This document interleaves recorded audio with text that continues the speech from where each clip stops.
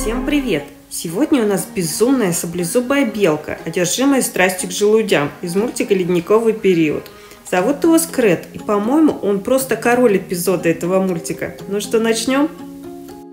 И сразу выражаю вам благодарность, мои самые классные, самые любимые подписчики, за ваши комментарии, за ваши советы и отзывы. Надеюсь, и дальше у нас с вами будет такой же продуктивный контакт. В этот раз видео тоже получилось длинным, 45 минут, хотя я где-то даже убыстряла в 2 раза. Но тут дело скорее в том, что процесс рисования пошел очень непросто, было несколько ошибок. После того, как я уже нарисовала половину, даже хотела бросить. Хорошо, что я очень упертая и просто так не сдаюсь, чего и вам желаю. В итоге я очень даже довольна результатом. И прямо сейчас на моем примере вы можете посмотреть, как исправить ошибки до того, как просушили в лампе. И даже когда уже все было зафиксировано и раскрашено в несколько слоев. Смотрите это видео до конца, будет очень интересно и полезно учиться на чужих ошибках. Итак, к работе. Начну с палитры. Здесь я отметила крестиками, где гель-краска, все остальное это гель-лаки. И моя извиняшка, простите, мои хорошие, не всегда получается побороть привычку рисовать на автомате. Схема обычно уже в моей голове, я ее просто воплощаю. Поэтому я сделала вот такие подсказки, которые вы прямо сейчас видите на экране. Пишите в комментариях, нужно это для вас, помогает или нет. В общем, стоит ли мне тратить время на рисование таких схем. Итак. Делим типс примерно на 3 равные части по горизонтали и на 2 по вертикали. Я розовыми линиями отметила, что я имею в виду. Вы до того, как начать, можете реально разметить так типс кистью или карандашиком. Делайте так, как вам нравится и как у вас больше получается. Верхняя часть по горизонтали для глазок и ушек. Средняя часть нос, нижняя часть лапки и пузик. Это примерно, не обязательно отмерять линейкой, но вы делаете так, как вам удобно. Насчет вертикального разделения. Левую часть оставляем для желудя, а вот правую часть еще раз поделите напополам. Это и будет наша любимая осевая линия. Ее я отметила синим пунктиром на нашем шаблоне. Она, как ей положено, делит мордочку крысобела на 2 равные части. Хотя, как вы сами видите, персонаж почти в профиль, и кажется, что тут совсем все не выглядит равным. Но обратите внимание сначала на дуги границы глаз сверху, я их отметила бирюзовым, и каждая дуга с 2 сторон от оси имеет одинаковый размер. Далее обратите внимание на красную линию, это средняя линия носа, и крестиком я отметила то место, где они соединяются в одной точке с осевой линией. И плюс от этой точки также рисуем глаза. Следовательно, эта точка и есть середина мордочки.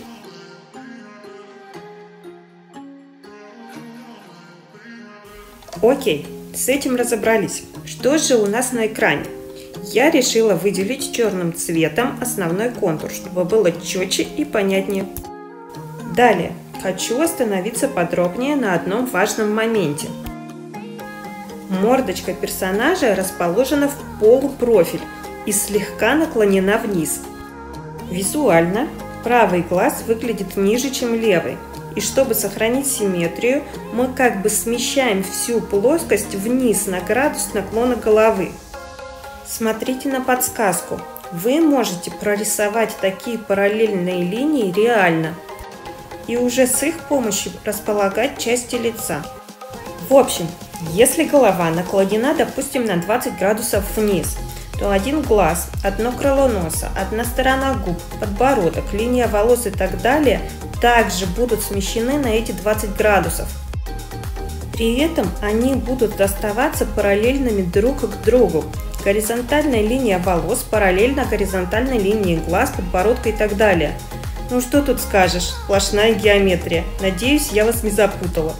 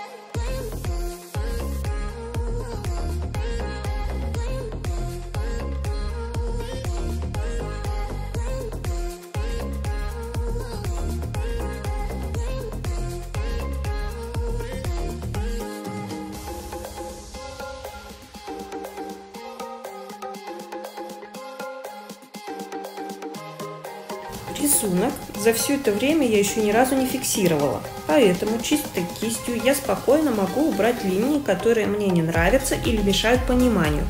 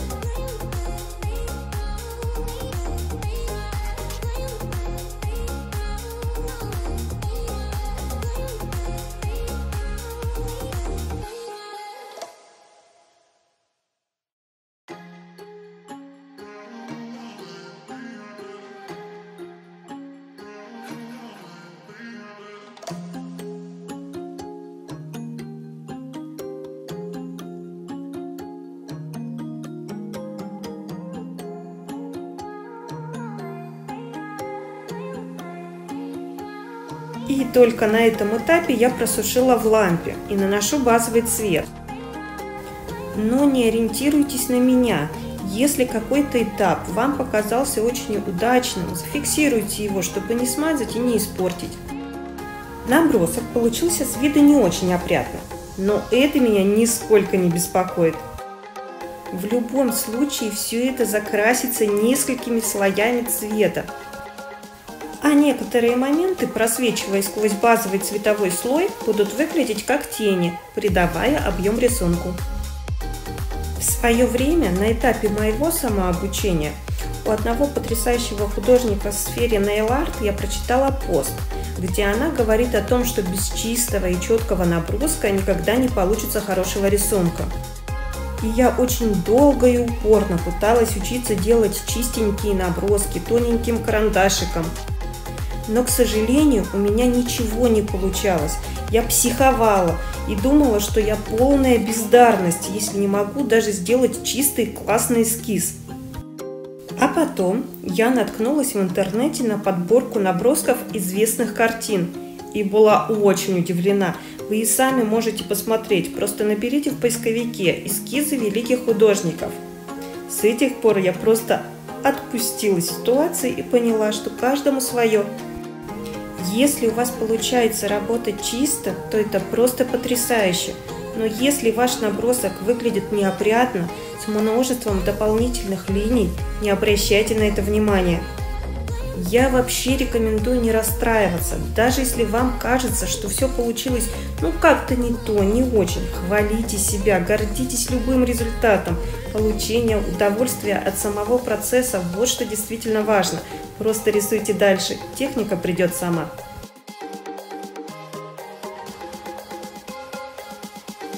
А сейчас я дам несколько советов по рисованию волосяного покрова. Наша белка – это объемный персонаж, и шерсть повторяет ее форму, но на разных частях тела она разной длины. Например, сравните на мордочке и на хвосте. Чем шерстка короче, тем лучше видна форма, например, нос. А длинный мех, густой и кудрявый и так далее, создает дополнительный объем и дополнительные формы. Например, здесь это кусочек пузика и лапки. Старайтесь не рисовать шерсть идеальной, одинаковой длины. Это будет смотреться игрушечно и неестественно. Не прорисовывайте каждую шерстинку, но при этом избегайте и слишком небрежного штриха. Также волосы или шерсть никогда не имеют ровный однотонный окрас. Это многослойная структура.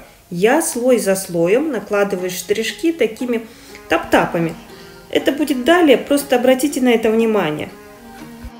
Причем я на протяжении всего раскрашивания возвращаюсь к одним и тем же местам после каждой просушки, используя то более светлые, то более темные цвета. Так шерсть или волосы приобретут правильную структуру. А еще обратите внимание, иногда я не делаю штрихи, а просто ставлю точечки.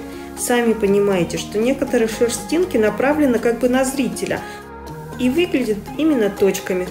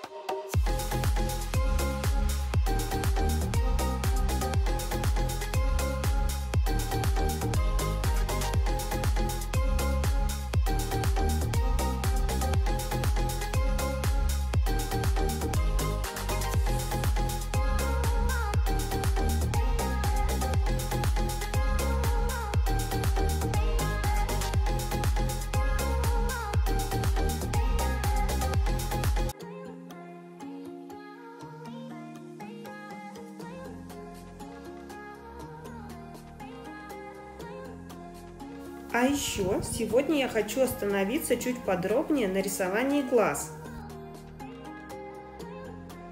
Радужка и зрачок имеют идеальную форму круга, когда взгляд направлен прямо. Если глаз изображается под углом, либо смотрит вверх или вниз, тогда они принимают овальную форму. Центр зрачка совпадает с центром радужки. Зрачок – самый темный элемент глаза. Раскрашивайте его как можно более темным оттенком. Не забудьте изобразить блик. Половина блика находится на зрачке, вторая половина на радужке. Уменьшите блик, если на фото, с которого вы рисуете, он занимает большую половину зрачка, так как на ноготке или на типсе он затмит зрачок и глаз будет смотреться неправильно. И еще один важный момент. Здесь это очень наглядно, так как глаза большие и шарообразные, но это правило применимо при рисовании любых глаз. Необходимо слегка оттенить белок глаза. Это придаст ему форму и объем. Никогда не оставляйте его чисто белым. Белки глаз никогда не светлее блика глаз. Это очень важно.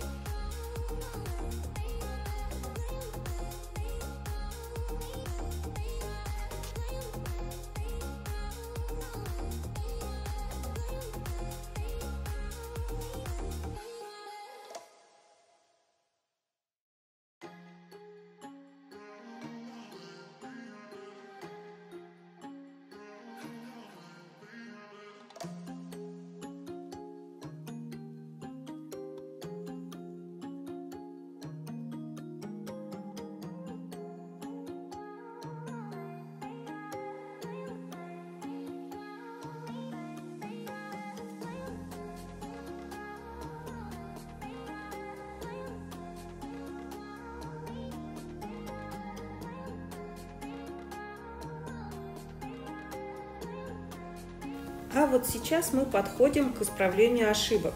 Что делать, если вы уже просушили в лампе и только потом решили, что тут что-то не так? Просто спиливаем пилкой. А если надо убрать маленький объект, допустим, зрачок или какую-то маленькую линию, можно использовать аппарат. Вот и все, очень просто. Гораздо легче, чем на бумаге. Я эту лапку спиливала 2 раза, пока не осталась довольна результатом.